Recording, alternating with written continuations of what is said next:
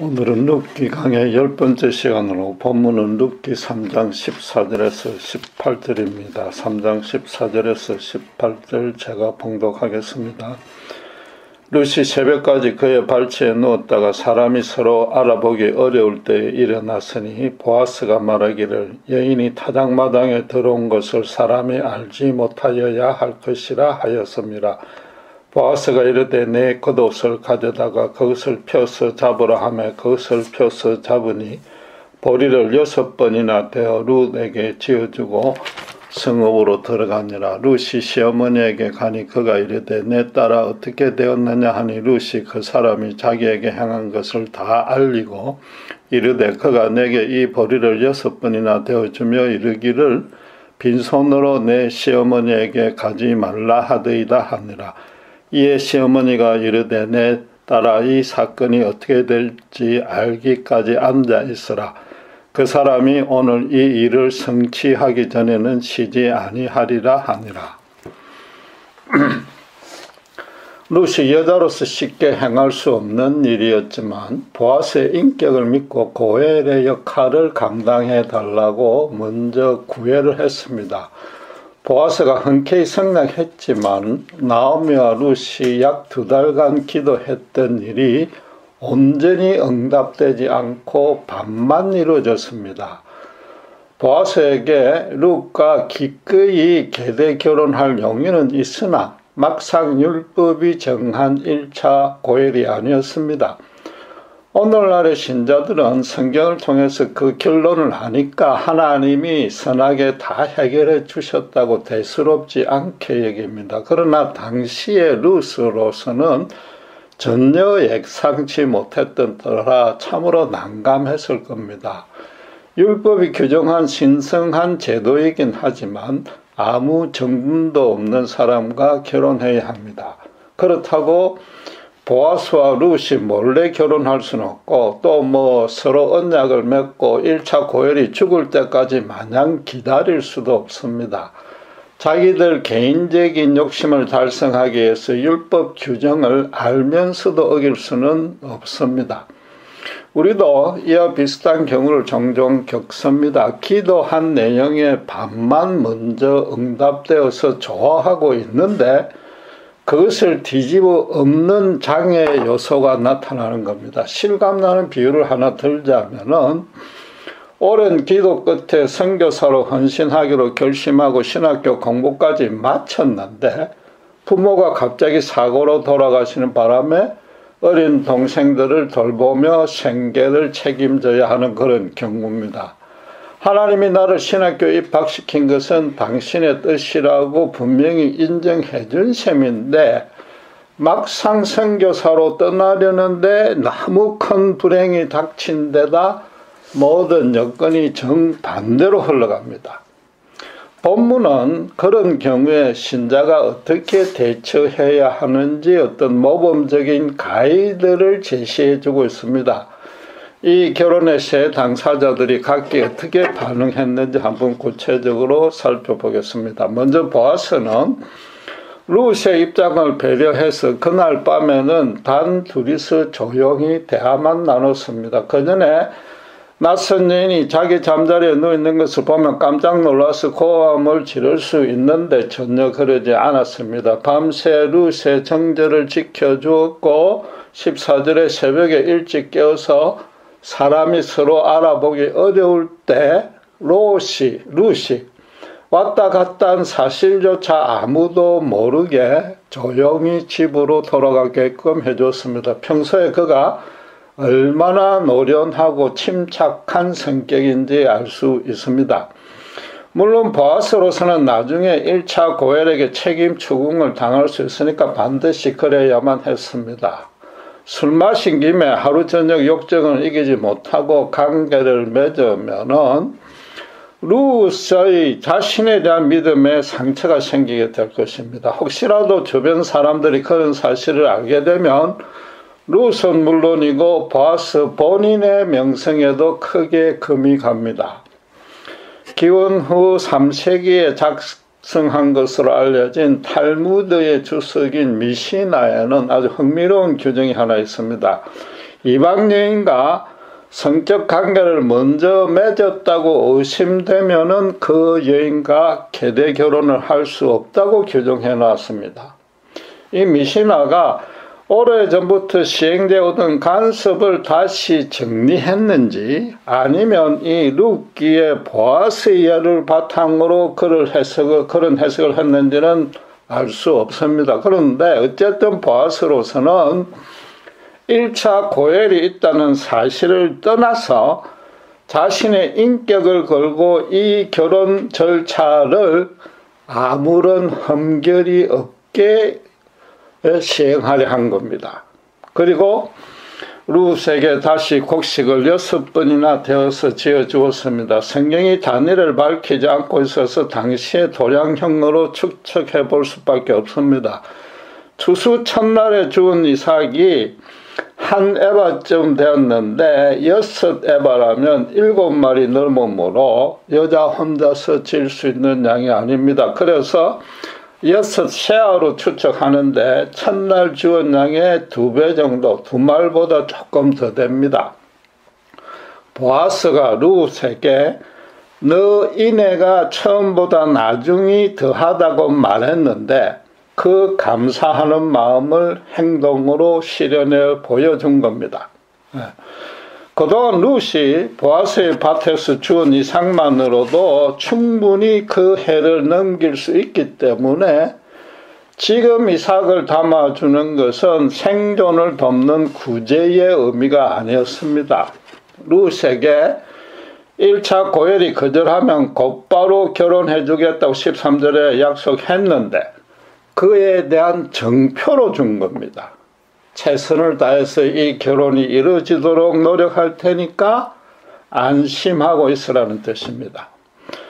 집에 남아있던 나오미는 밤새 거의 잠도 못 자고 룻의 구원을 보아스가 받아들여 달라고 기도했을 것입니다. 새벽까지 소식이 없으니까 무소식이 희소식이라고 일이 순탄하게 진행되는가 보다 짐작은 되지만은 최악의 경우가 생겨서 집에 들어오지 못할 가능성도 있습니다.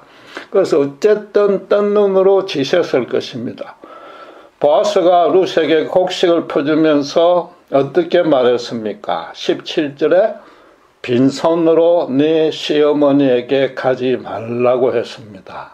만약 룻이 빈손으로 돌아가서 보아스가 결혼 승낙을 했다고 말로만 전하면 어떻게 됩니까? 나오미로서는 룻이 자기에게 걱정 끼치지 않으려고 거짓말하는 것은 아닌가 의심할 수도 있습니다. 그러니까 이 곡식은 룻은 물론이고 나오미까지 안심시키는 정표였던 겁니다. 보아스는 룻이 시어머니의 지시대로 행하고 있다는 것을 이미 다 눈치챘던 겁니다. 모압의 눈에게 이스라엘의 계대 결혼에 대해서 가르치고 특별히 이날 밤에 사람 눈에 절대 띄지 않게 행하도록 한 것 등을 볼 때 나오미 또한 믿음이 좋은 현숙한 여인임을 충분히 짐작할 수 있었던 겁니다. 그 전에 룻이 이 시어머니를 존경하기 때문에 자칫 가부로 수절할 수 있는데도 베들레헴까지 따라왔던 사실도 이미 익히 알고 있었던 겁니다. 계대 결혼이 지금 성사되면 법적으로 나오미는 보아스의 양어머니가 되고 보아스는 죽은 나오미의 남편 엘리멜렉의 셋째 아들이 됩니다. 보아스는 그 결혼과 자기 입양을 합격한다는 보증금조로 첫날 거둔 이삭의 2배의 양을 갖고 가서 시어머니에게 보여주라고 한 겁니다. 만약 결혼이 성사되면 자기와 나이가 동년배지만은 나오미를 어머니로 존경하고 계속해서 룻과 함께 잘 보살피겠다는 표시였습니다. 나오미는 보아스가 모든 면에서 지혜롭고 처신이 올곧을 뿐만 아니라 믿음도 최고인지라 룻의 남편감으로는 자기가 선택했지만 너무나 최적이라고 다시 확신했을 겁니다. 성경은 보리를 6번 되어 룻에게 지어주고 보아스가 성읍으로 들어가니라 라고 기록하고 있습니다. 이른 새벽에 룻을 먼저 떠나 보내자마자 약속한 것을 실현하려고 곧바로 성으로 고엘을 만나러 간 겁니다. 고엘은 평생 그 신분이 변화되지 않습니다. 거의 보아스로서는 반드시 만나서 단판을 지어야만 됩니다.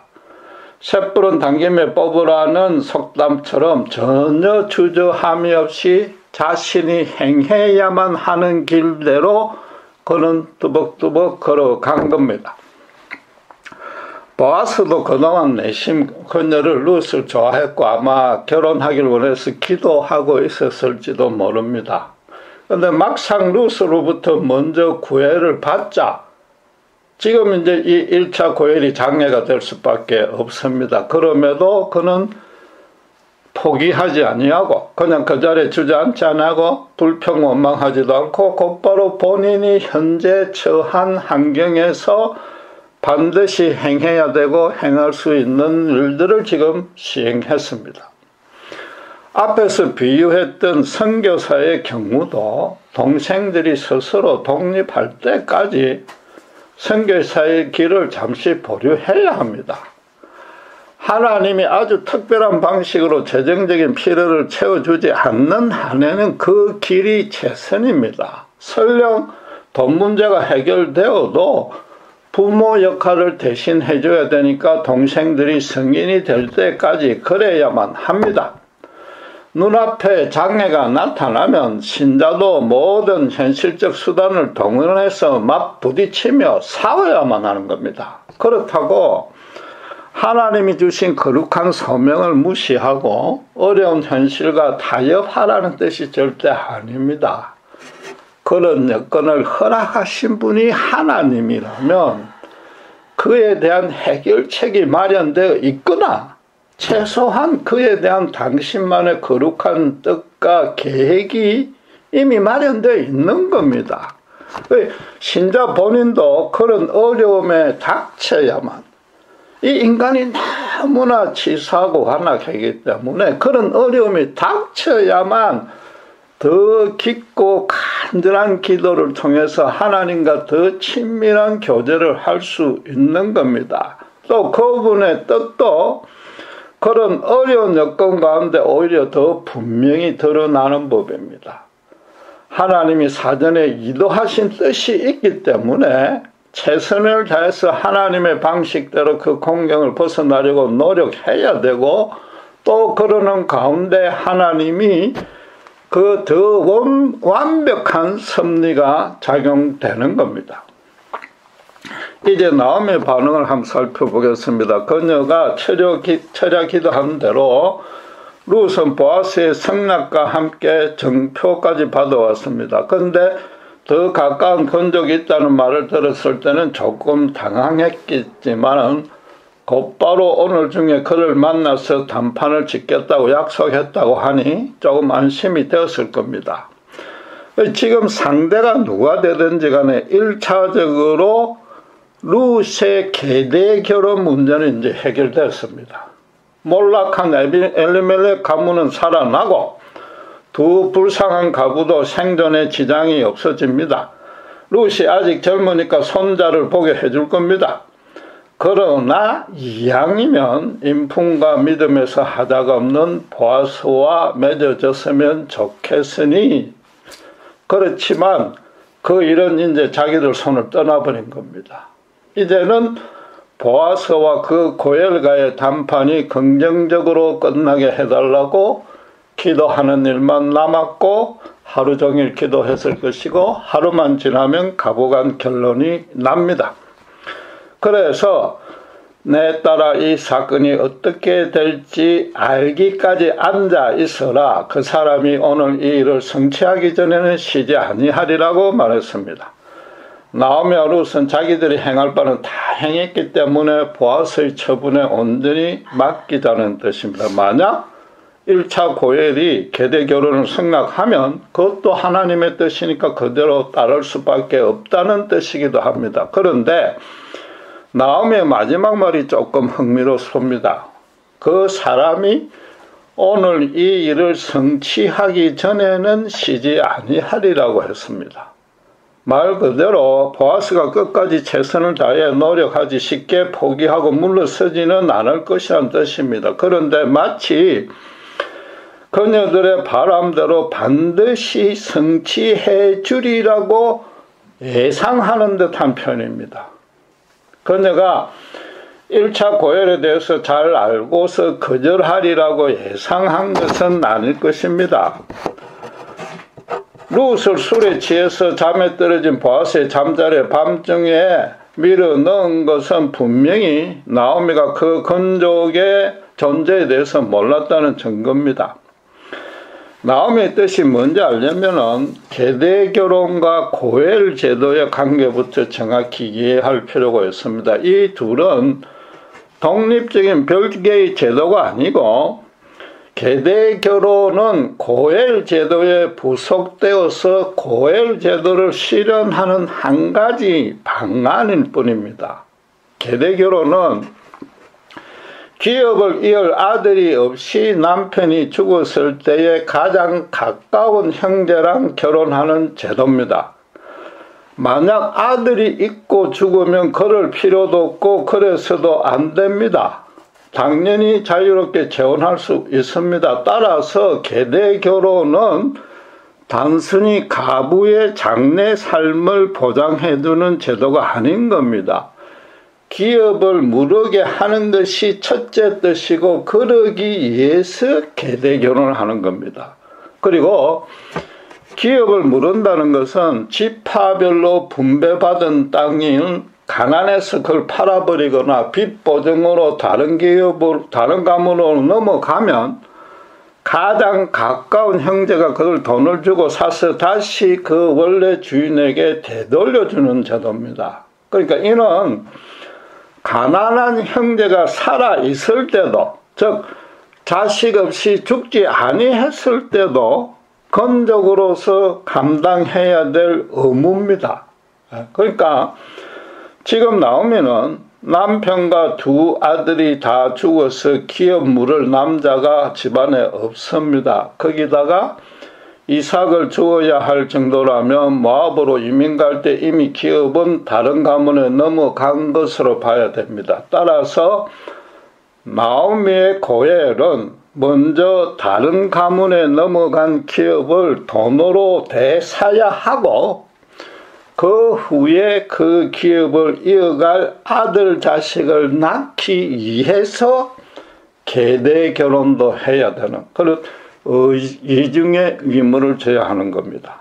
그런데 1차 고엘이 엘리멜렉의 기업을 사고 룻과 계대 결혼까지 하겠다고 승낙해도 보아스가 시도해볼 만한 한 가지 방안은 남아 있었습니다. 그간의 모든 사정을 솔직하게 말하고 난 뒤에 더 좋은 값으로 그에게 지불하고 고엘의 권리를 양도받는 겁니다. 나오미는 보아스의 재력과 인품 물론이고 결혼의 정표로 보리를 보내준 것 등으로 판단해 볼 때 룻을 쉽게 포기하지 않을 것 같다고 생각한 것입니다. 그러니까 이 일을 성취하기 전에는 쉬지 아니하리라고 말하면서 룻들을 안심시켜 준 것입니다. 보아스가 기업 무르는 절차가 끝나기 전까지 계대 결혼을 미루고 또 룻의 정절을 지켜준 까닭입니다. 당시에 사실상 거지나 다름없는 모압족 속가부가 이 베들레헴의 유력자에게 이런 대우를 받는다는 것은 상상도 못할 일이며 또 계속해서 강조하지만 보아스와 나오미의 그 순전한 믿음의 순종이 없이는 이런 일은 아예 불가능했던 겁니다. 그 배후에 강력하게 역사하고 있는 하나님의 인애가, 헤세드가 얼마나 대단한지 정확히 인식해야 됩니다.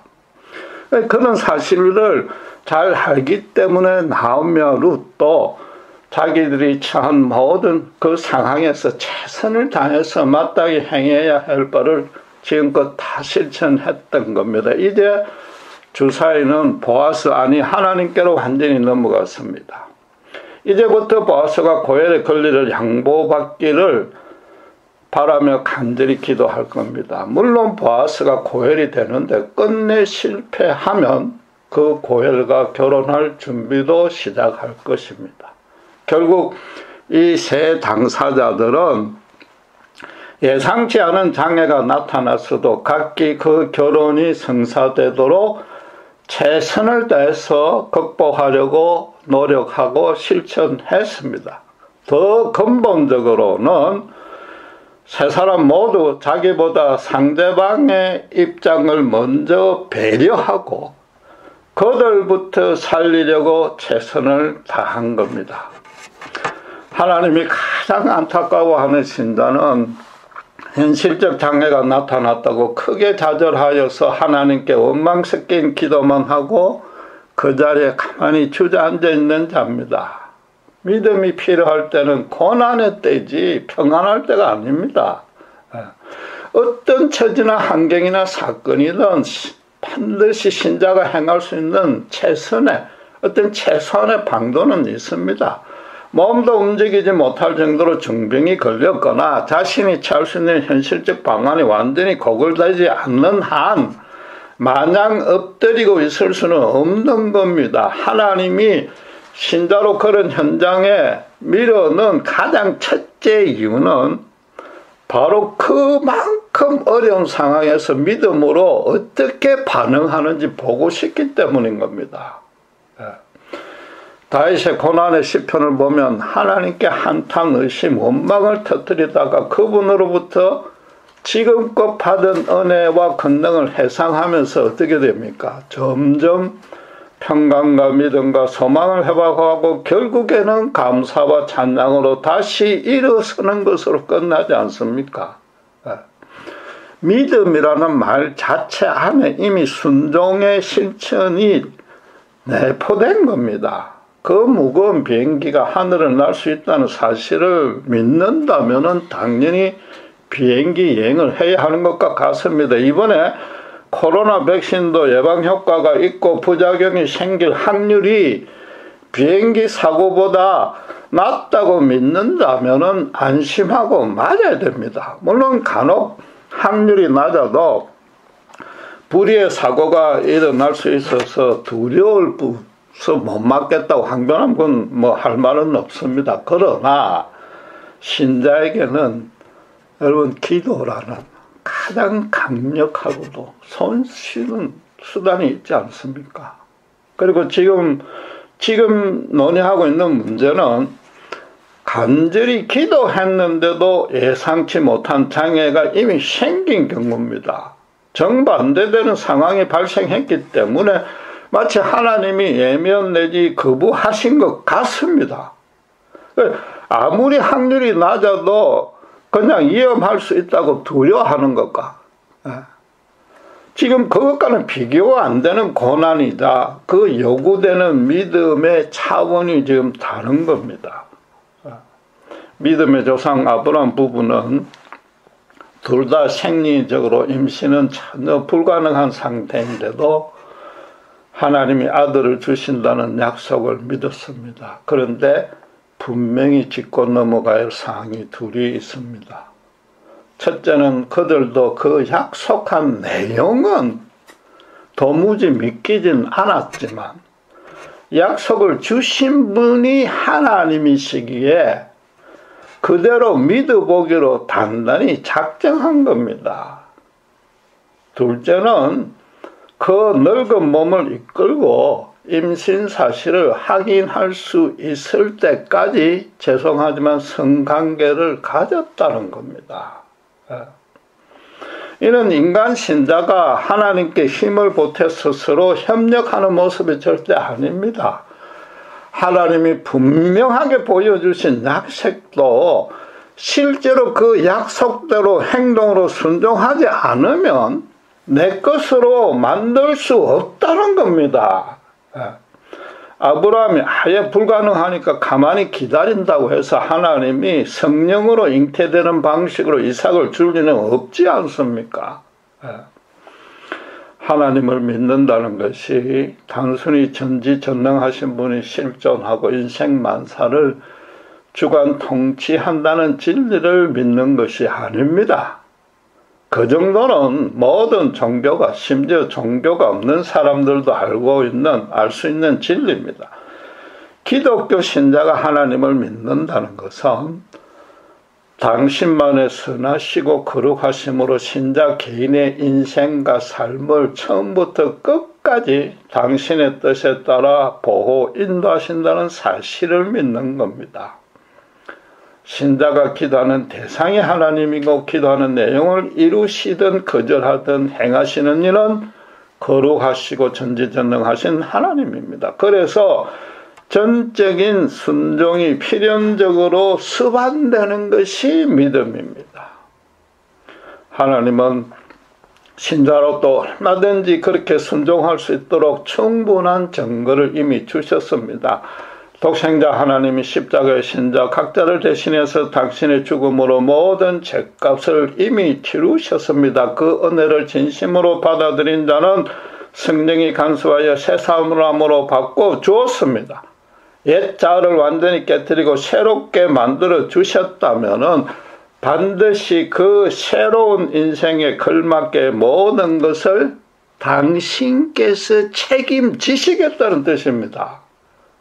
거룩하신 하나님이 신자를 혼자 버려놓은 적은 단 한순간도 없습니다. 현실 고난이 너무 커서 도저히 그러지 않을 것 같아도 당신만의 더 큰 권능과 사랑으로 함께하고 있는 것입니다. 바꿔 말해서 믿음이란 것은 그분의 전지전능하심보다도 그분의 선하심에 초점을 맞추는 겁니다. 하나님의 전지전능하심에만 초점을 맞추면 자기 기도한 것과 다른 상황이 나타나면 당장 의심 원망이 생기기 마련입니다. 반면에 그분의 선하심에 초점을 맞추면 어떤 예상치 못한 상황에 처하든 또 새롭고 더 큰 고난이 겹쳐도 하나님을 놓치지 않고 끝까지 붙들 수 있는 겁니다.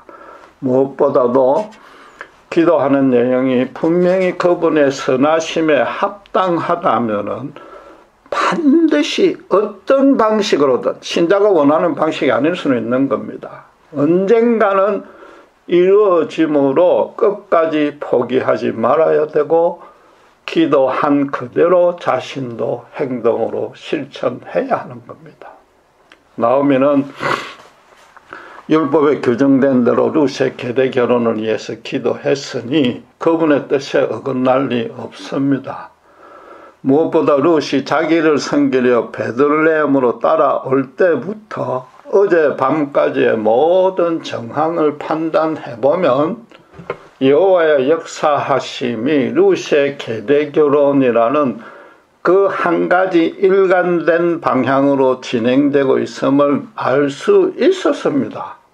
룻이 추수하러 간 첫날부터 인품과 믿음이 뛰어난 건족 보아스를 만났지 않습니까? 그러니까 보아스가 1차 고엘을 만나서 단판을 짓는 일도 반드시 그분의 선하신 뜻대로 특별히 자기가 기도한 대로 진행될 것이라고 거의 확신할 수 있었던 것입니다. 따라서 나오미가 말한 결론의 정확한 의미는 이것입니다. 그 사람 보아스가 아니라 하나님이 오늘 이 일을 성취하기 전에는 쉬지 아니하리라. 나오미는 지금 이 자리에까지 이르게 하신 에베네셀의 하나님이 룻을 보아스 예의 인물에게는 시집가지 않게 해 주시리라는 믿음의 고백을 한 것입니다. 이처럼 믿음의 본질은 하나님이 지금 나를 당신만의 선하신 계획에 따라서 영광스러운 목적지를 향해서 일관된 방향으로 이끌고 계시다는 것을 아는 것입니다. 구체적인 진행 과정과 결과를 당장에는 알 수 없지만 언제 어디서 누구와 어떤 일을 하든 하나님의 너무나 오묘하고 풍성하며 선하신 은혜와 권능이 나를 감싸 안고 있음을 확신하는 겁니다. 예수님의 십자가의 사랑의 품 안에 완전히 잠겨 있는 것이 신자의 신분입니다. 여전히 연약한 신자가 때로 자기 욕심으로 심지어 죄로 인해서 잘못하고 넘어져도 그 사랑의 품 안인 겁니다. 반드시 성령님의 인도로 회개하게 해주시며 나아가 성령님이 말할 수 없는 탄식으로 대신 기도까지 해주는 그런 신분이 된 겁니다. 이 얼마나 큰 권능이자 은혜입니까? 예수님은 마가복음 11장 12절에 세례 요한의 때부터 지금까지 천국은 침노를 당하나니 침노하는 자는 빼앗느니라고 선포했습니다. 세례 요한이 헤롯의 어명을 정죄해서 감옥에 갇혀 있는 동안에 제자들을 보내서 예수님의 정체성을 다시 확인하려 했을 때 주님이 주신 대답이었습니다. 옥중에 있으면서 들리는 소문에 의하면 예수님이 로마나 유대 당국과 맞서서 이스라엘의 공의를 회복할 시도는 전혀 하지 않고 주로 가부, 창녀, 세리, 죄인, 귀신 들린 자, 가난한 자들을 만나서 가르치고 치료해 준다고 했습니다. 자기가 가장 먼저 예수님을 메시아라고 알아보고 그렇게 선포하면서 세례까지 주어놓고도 주님이 하시는 일을 보면 자기가 바라고 기도했던 것과는 크게 다르다고 여겼던 겁니다. 요한의 제자들에게 주님은 그들의 스승 요한의 때부터 천국이 침노를 당한다고 말했습니다. 여기 침노라는 단어는 강력하게 적극적으로 자기 것으로 만들려고 노력하는 것을 뜻합니다. 천국이 침략과 약탈의 대상이라는 뜻은 아닙니다. 그렇다고 무조건 적극적 능동적으로 뜨겁게 기도 찬양하고 믿으면 하나님의 복을 받는다는 뜻도 아닙니다. 누가복음 16장 10절에 같은 말씀을 조금 더 쉽게 풀었는데 율법과 선지자는 요한의 때까지요. 그 후부터는 하나님 나라의 복음이 전파되어서 사람마다 그리로 침입하니라 라고 말합니다. 요한은 메시아인 예수님이 오셨다고 선포함으로써 구약의 마지막 선지자로서 역할을 마쳤는데 그와 함께 율법에 따라서 도덕적 종교적 의로 사람을 구별하던 시대도 끝이 났다는 겁니다.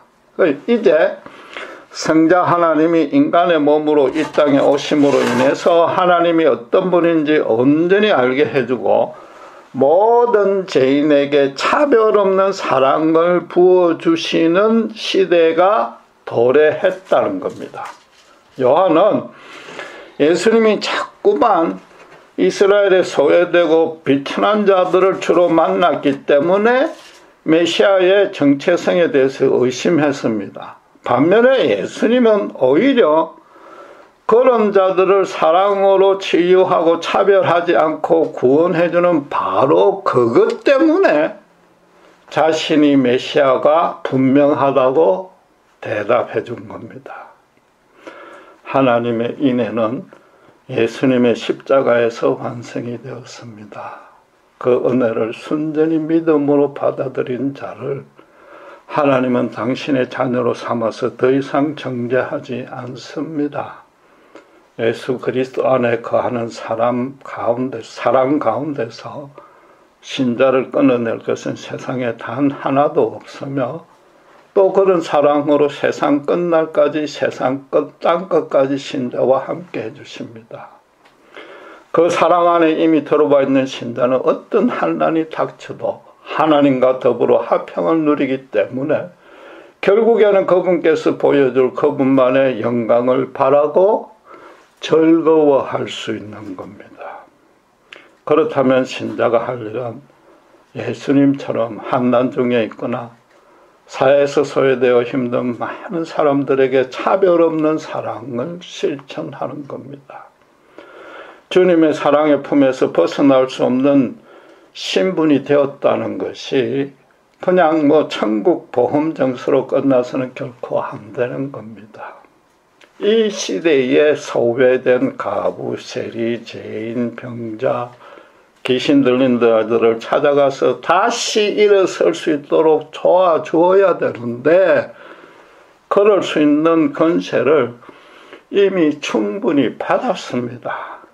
모든 신자는 진리의 말씀인 성경과 그 진리를 실현할 수 있는 기도와 그 둘을 하나님의 뜻에 맞게 인도해 주시는 성령님 셋을 이미 다 갖고 있습니다. 그런 권세를 사용하지 않으면 주님으로부터 게으르고 무익한 종이라는 꾸지람을 들을 수밖에 없습니다. 오늘날 거의 종말 같은 시대가 도래해서 너무나 많은 어려움들이 성도와 교회 앞에 닥치고 있습니다. 세상 사람들은 더 힘듭니다. 그럼에도 한 가지 분명한 사실은 예수님 때에 이미 도래한 천국은 아무 변함없이 그대로 있습니다. 그 천국을 이 땅에 세우는 일이 신자들에게 맡겨져 있습니다. 하나님의 뜻대로 기도하고 현재 위치에서 자기에게 맡겨진 일들을 기도한 대로 하나씩 실천해야 됩니다. 신자가 행하는 일의 방향이 주님을 따라가는 쪽이 확실하다면 하나님이 그 일을 성취하기까지 쉬지 않으십니다. 아무리 예상치 못한 큰 장애가 나타나도 이 세 사람처럼 맞서 싸워 이겨나가야만 반드시 하나님의 거룩한 열매를 거둘 수 있습니다. 그리고 신자가 거둔 그 거룩한 열매만이 이 갈바몰라 방황하는 이 세대에 유일한 소망이 빛이 되는 겁니다. 기도하겠습니다. 보아스가 1차 건족이 아니지만 율법이 정하는 범위 내에서 끝까지 포기하지 아니하고 룻은 물론 나오미까지 책임져주는 인애를 실현하는 모습을 봅니다. 예수님이 바로 우리에게 그런 인애를 실현하셨고 세상 끝날 딴 것까지 그런 인애로 우리를 이끄심을 믿습니다. 더 이상 우리가 두려워할 것이 없으며 한난 가운데도 주님의 영광을 바라며 즐거워할 수 있기에 아직도 갈바몰라 당황하며 특별히 이 팬데믹 사태에서 정신까지 완전히 부패해져가는 이 세대의 사람에게 우리가 기도하고 섬기고 우리가 처한 환경에서 할 수 있는 바 하나님의 모습을 실현해 보임으로써 그들에게 소망을 비칠 수 있도록 우리를 축복하시고 인도해 주시옵소서. 아멘. 감사합니다. 우리 주 예수 그리스도의 이름으로 기도드렸습니다.